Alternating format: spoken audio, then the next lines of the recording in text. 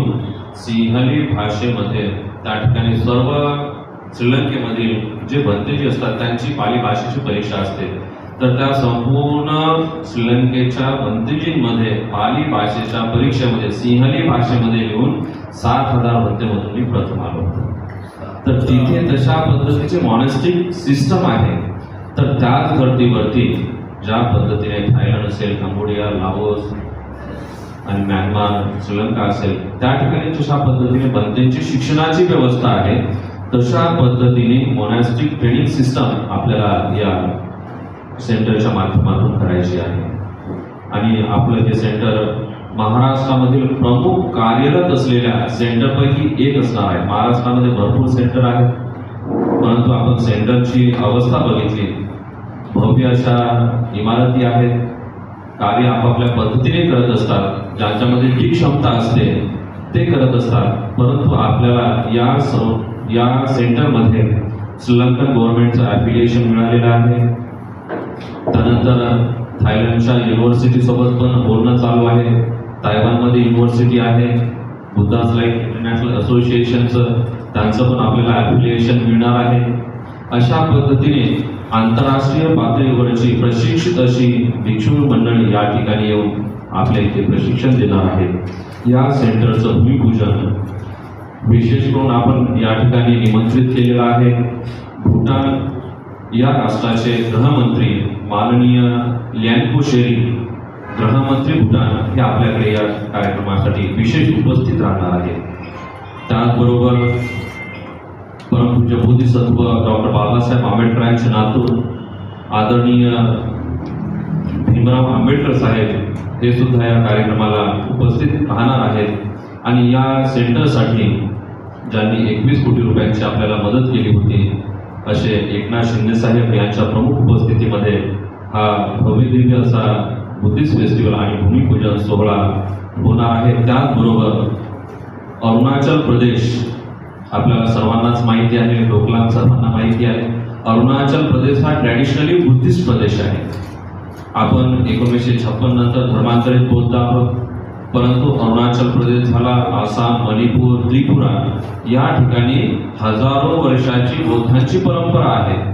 तर अरुणाचल प्रदेशचे सध्याचे वर्तमान उपमुख्यमंत्री हेही आपल्याकडे विशेष निमंत्रित म्हणून या ठिकाणी प्रमुख पाहुणे म्हणून आपल्याकडे येणार आहेत. त्याचबरोबर श्रीलंकेचे खासदार, माजी खासदार उदित लोकोबंडारजी आहेत, महाराष्ट्राचे मंत्री आदरणीय जयकुमार रावल साहेब आहेत. त्याचबरोबर केंद्रीय सामाजिक न्यायमंत्री रामदासजी आठवले साहेब आहेत. सामाजिक न्यायमंत्री माननीय संजयजी सिरसाट यांच्या प्रमुख उपस्थितीमध्ये हा कार्यक्रम होणार आहे. त्याचबरोबर माननीय अतुलजी सावे साहेब हेही या कार्यक्रमासाठी उपस्थित राहणार आहेत. अनिल कुमार गायकवाड साहेब व्यवस्थापकीय संचालक आणि उपाध्यक्ष MSRDC हेही या कार्यक्रमासाठी प्रमुख उपस्थित राहणार आहेत. आणि प्रमुख म्हणजे आपलं हे जे सेंटर आहे यामधून धार्मिक, आध्यात्मिक, शैक्षणिक हे देवाणघेवाण होणार आहे. म्हणून आपण भूटान या देशामध्ये जी सेंट्रल मॉनेस्टिक बॉडी आहे, प्रत्येक बौद्ध राष्ट्रामध्ये भिक्खू संघाची एक ॲपेक्स बॉडी असते. ती सर्व काही कार्य करते आणि ती त्यांच्या प्रशासनाला, शासनाला रिपोर्टिंग करत असते. जेवढं काही बुद्धिस्ट ॲडमिनिस्ट्रेशन असते ते त्या या ॲपेक्स बॉडीच्या अंतर्गत येते. जसं भूटानमध्ये आहे सेंट्रल मॉनेस्टिक बॉडी, श्रीलंकेमध्ये आहे भिक्खू संघाचं, तसं थायलंडमध्ये आहे. त्या ठिकाणचे राज्य असतील, त्या ठिकाणचे प्रशासन असेल, शासन असेल, ते या सेंट्रल बॉडीच्या माध्यमातून जे सजेशन मिळाले असतील तर ते लगेचच पूर्ण करतात. तर त्या सेंट्रल मॉनेस्टिक बॉडीचे प्रमुख जनरल सेक्रेटरी आणि त्यांचे डायरेक्टर, डेप्युटी जनरल सेक्रेटरी हे आपल्याकडे येणार आहेत.